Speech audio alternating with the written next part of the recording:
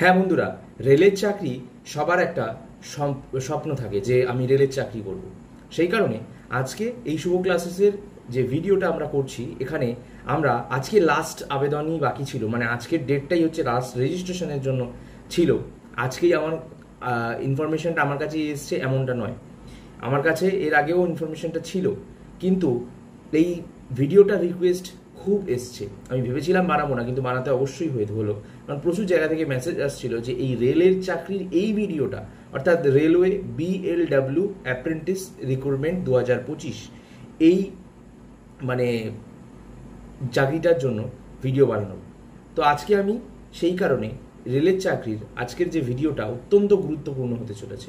ভিডিওটা মনোযোগ সহকারে কিন্তু প্রথম থেকে শেষ অবধি স্কিপ না করে দেখবে। ভালো লাগলে অবশ্যই একটি লাইক করবে। কিভাবে আবেদন করতে হবে, কিভাবে অ্যাপ্লাই করবে, কিভাবে কোন কোন ডকুমেন্ট লাগবে, সব ডিটেল আমি এই ভিডিওতেই বলবো। তাই ভিডিওটা কোনোখানে স্কিপ করবে না। তাই তোমাদেরকে প্রথমেই বলি যে রেলওয়ে BLW অ্যাপ্রেন্টিস রিক্রুটমেন্ট 2025 কিন্তু বেরিয়ে গিয়েছে।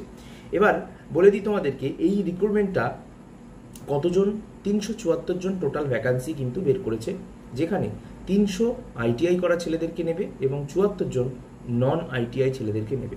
নন ITI মানে যাদের ITI করা নেই, ঠিক আছে, ট্রেনিং করা নেই। যাদের ট্রেনিং করা আছে তাদের 300 জনকে নেবে টোটাল অ্যাক্রস ভেরিয়াস ট্রেডসে, মানে অনেক ধরনের ট্রেডস আছে যেগুলো ITI হয়। Selection is must merit based and no exam will be conducted. কোনো এক্সাম এখানে কিন্তু নেওয়া হবে না। ITI করা থাকলেই তোমরা এখানে চাকরি করতে পারবে 10th পাসে। Organization Banaras locomotive works. BLW মানে কি? Banaras locomotive work. এই কোম্পানির তরফ থেকে ইন্ডিয়ান রেলওয়েজেরই একটা কোম্পানি, সেখানে কিন্তু কাজে নিয়োগ করা হবে।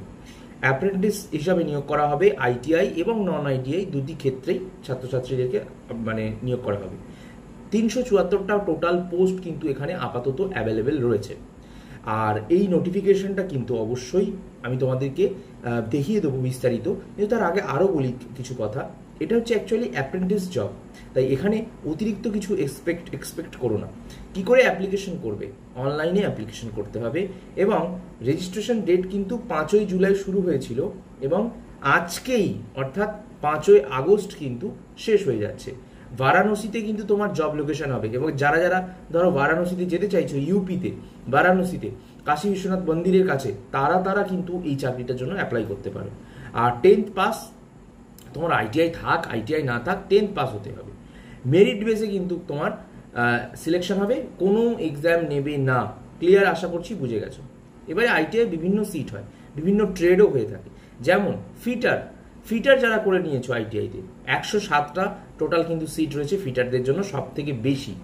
নেক্সট কার্পেন্টার, যারা কাঠের কাজ শিখেছো, 3টে পোস্ট রয়েছে। পেইন্টার জেনারেল, মানে যারা পেইন্ট রং করা শিখেছো, তাদের 7 জনকে নেওয়া হবে। মেশিনিস্ট, যারা মেশিন চালানো, তাদের 67টা সিট রয়েছে। ওয়েল্ডার, যারা ওয়েল্ডারিং শিখেছো, ঝালাই করা, তাদের কিন্তু 45টা সিট কিন্তু রয়েছে এবং ইলেকট্রিশিয়ান 71টা সিট রয়েছে। নন ITI সিট কিন্তু অনেকগুলো রয়েছে, যেমন ফিটার, মেশিনিস্ট, ওয়েল্ডার, ইলেকট্রিশিয়ান। তো ITI না করা থাকলেও এই কাজগুলো যদি জানো, ট্রেডগুলো যদি জানো, অবশ্যই কিন্তু পেয়ে যাবে। তাহলে এবার চলো আমরা এডুকেশনাল কোয়ালিফিকেশনটা দেখে নিই। সবার প্রথমে এডুকেশনাল কোয়ালিফিকেশনটা যারা নন ITI তাদেরকে বলছি। 10th পাস থাকলেই হবে, 50% মার্কস নিয়ে 10th পাস করতে হবে, মাধ্যমিক পাস করতে হবে, ঠিক আছে? আর ITI এর কোনো কিছু করা লাগবে না, কোনো কিছু লাগবে না। এবার যারা ধরো ITI করেছো, তাদেরও 10 পাস লাগবে, 50% মার্কস প্লাস ITI রেলেভেন্ট ট্রেডের ওপরে।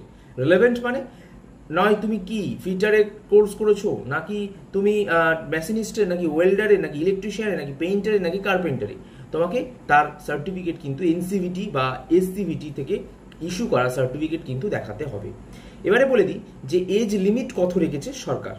অ্যাজ অন 5/8/2025, মানে 5/8/2025 তারিখ অনুযায়ী নন ITI যারা রয়েছে তাদের 15 থেকে 22 বছরের মধ্যে কিন্তু হতে হবে।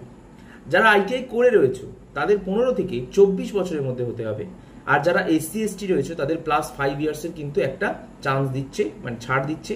OBC যারা, তাদেরকে 3 ইয়ার্সের কিন্তু একটা এক্সট্রা সময় দিচ্ছে। PWBD যারা রয়েছে, PWBD-তেও আবার ভাগ আছে। UR-এ 10 ইয়ার্স, SC ST-তে 15 ইয়ার্স আর OBC-তে 13 ইয়ার্স। PWBD মানে যারা যে প্রতিবন্ধকতা রয়েছে, তাদের কিছু শারীরিক প্রতিবন্ধকতা রয়েছে, তাদের কিন্তু ইউআর 10 ইয়ার্সের কিন্তু একটা ছাড়, এসসিদের জন্য, এসটিদের জন্য 15 বছরে, ওবিসিদের জন্য 13 বছর।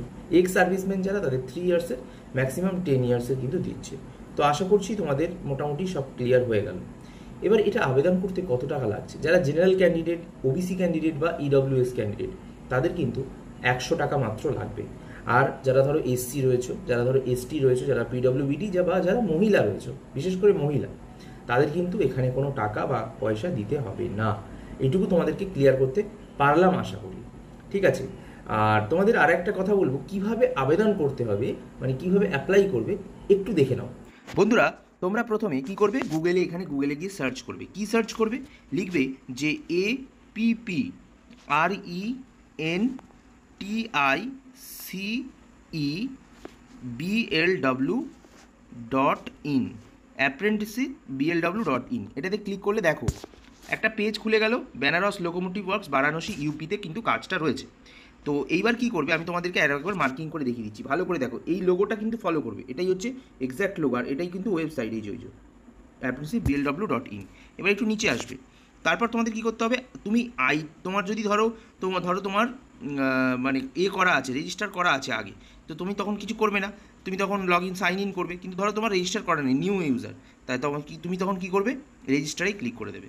আচ্ছা, রেজিস্টারে ক্লিক করলে এখানে কি প্রথমে দেখাচ্ছে, অ্যাপ্লাইড ফর, তুমি আইটিআই না নন আইটিআই, সবাই ধরো রেজিস্টার করাই থাকবে না নতুন যারা, তো তুমি তখন ধরো তোমার আইটিআই করা থাকলে আইটিআই ক্লিক করবে, নন আইটিআইতে না নন আইটিআই। ধরো আইটিআই করা আছে, তো আইটিআই ক্লিক করলে সিলেক্ট ইউর ট্রেড, কোন ট্রেডে, ধরো তুমি ফিটার করেছো, তো ফিটারে ক্লিক করে দিলে।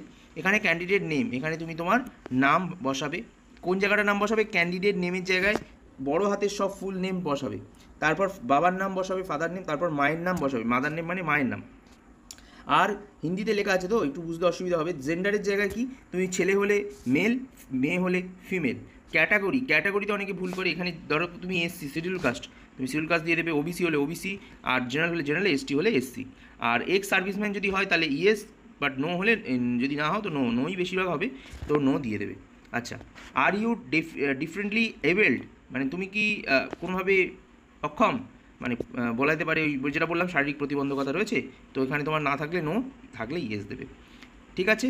নেক্সট কি করতে হবে, চেক এজ এলিজিবিলিটি, এখানে ক্লিক করতে হবে। আমি এটা ডকুমেন্টস দিলাম না বলে করছি না, চেক এজ এলিজিবিলিটি। তারপর কি, এখানে তোমার মোবাইল নাম্বার যেটা অন আছে, যেটা ফোনে সিম অন আছে সেটা দেবে, ঠিক আছে। নেক্সট এখানে তোমার ইমেল আইডি দিয়ে দেবে, যে ইমেল আইডিটা তোমার কাছে অ্যাক্সেস আছে, আর এখানে কনফার্ম করবে একই সেম ইমেল অ্যাড্রেস আবার দিয়ে। তারপর কি করবে, তারপর তুমি তোমার যে 10th বোর্ড, কোন বোর্ড থেকে তুমি পাস করেছো, ধরো সাপোজ তোমার ওয়েস্ট বেঙ্গল বোর্ড, তাহলে এই ওয়েস্ট বেঙ্গল কাউন্সিল, অনেকে আবার ওপেন স্কুল থেকে পড়েছে, তারাও কিন্তু করতে পারে, এই যে রবীন্দ্র ওপেন স্কুলিং, ঠিক আছে। আর যারা ধরো এই তোমাদের এটা হবে যারা নর্মাল স্কুলে পড়াশোনা করেছো, West Bengal board of secondary education, কিন্তু যারা ধরো ওই ওপেন স্কুল থেকে তারা লাস্টেরটাই দেবে, ঠিক আছে। আর এইচএস পাস করা থাকলে council of higher education, secondary education হয়ে গেল। কোন বছরে তুমি মাধ্যমিকটা পাস করেছো সেটা এখানে দিয়ে দেবে, আর তোমার কি গ্রেড পেয়েছিলে সেটা দেবে এখানে। তারপর এই নিচে যে ক্যাপচাটা দেওয়া থাকবে, এই যে এইখানে দাঁড়াও আরেকবার দেখিয়ে দিই, এইখানে যে ক্যাপচাটা দেওয়া থাকবে সেম জিনিস এইখানে সেম জিনিস কিন্তু এটা এই নিচে এন্টার ক্যাপচা কোডের জায়গায় লিখে দেবে। কোথায় লিখবে, এই এন্টার ক্যাপচা কোডের জায়গায় লিখে দেবে। আর এখানে আমি একটা জিনিস স্কিপ করে গেলাম, স্কিপ করছি না বলেই দিচ্ছি আমি, যে পার্সেন্টেজটা কি, এখানে যখন তুমি বোর্ড সিলেক্ট করলে না, এই এখানে যখন সিলেক্ট করলে বোর্ড, তখন এখানে পার্সেন্টেজ দিয়ে দেবে, কত পার্সেন্ট নাম্বার তুমি ধরো তুমি 60%, তো তুমি 60%-এ ডট দেবে। এখন এটা খুলবে না, কারণ এখানে গ্রেড সিস্টেম ইয়েস বললে তখন তারপর সিজিপিএ বা দেবে, ঠিক আছে। নো দিলে টোটাল মার্কস তুমি কত পেয়েছো, সেই টোটাল মার্কস কত ছিল, ধরো তোমার মাধ্যমিক ছিল 700-তে, তাহলে তুমি এখানে লিখলে, ধরো তুমি এখানে সাপোজ লিখছো 700, 700-তে পরীক্ষা ছিল, তুমি পেয়েছো কত, তুমি পেয়েছো 500 নাম্বার পেয়েছো। 500 নাম্বার পেলে ইজিলি চান্স পেয়ে যাবে, 500 পেয়েছো, 500 লিখবে, হয়ে গেল। তারপর এখানে কি করে, পার্সেন্টেজ দিতে হবে না, তারপর এখানে জাস্ট সিম্পল, যদি পার্সেন্টেজ কখন দিতে হবে, যখন গ্রেড থাকবে, তারপরে এখানে ক্যাপচাটা এটা জাস্ট ইনপুট করে দেবে, এখানে ইনপুট করে দিলে এন্টার ক্যাপচা কোড। আর করার পর তারপর কি করতে হবে, তারপর করতে হবে এই I have read and accept the terms and conditions, এখানে একটা টিক মেরে দেবে। মেরে দেওয়ার পর কী করবে, জাস্ট নিচে চলে আসবে এবং এখানে কি করবে, যখনই তোমার সব হয়ে যাবে টার্মস অ্যান্ড কন্ডিশনস, তখন এখানে সাবমিট বলে একটা অপশন আসবে, ঠিক আছে। সাবমিট বলে যেই অপশানটা আসবে, এখন আপাতত দেখাচ্ছে না কারণ আমি পুরো ফিল আপ করিনি, সাবমিট বলে অপশান এইটা, এর মধ্যে কিন্তু ক্লিক করে দেবে, দিলেই হয়ে যাবে তোমার ফর্ম ফিল আপ। আচ্ছা, আশা করি তোমরা কীভাবে অ্যাপ্লাই করতে হবে এটা দেখে নিয়েছো। কিন্তু যেটা তোমাদের অবশ্যই জানতে হবে যে railway BW apprentice selection process 2025-এর ক্ষেত্রে মেরিট বেসড সিলেকশন হবে।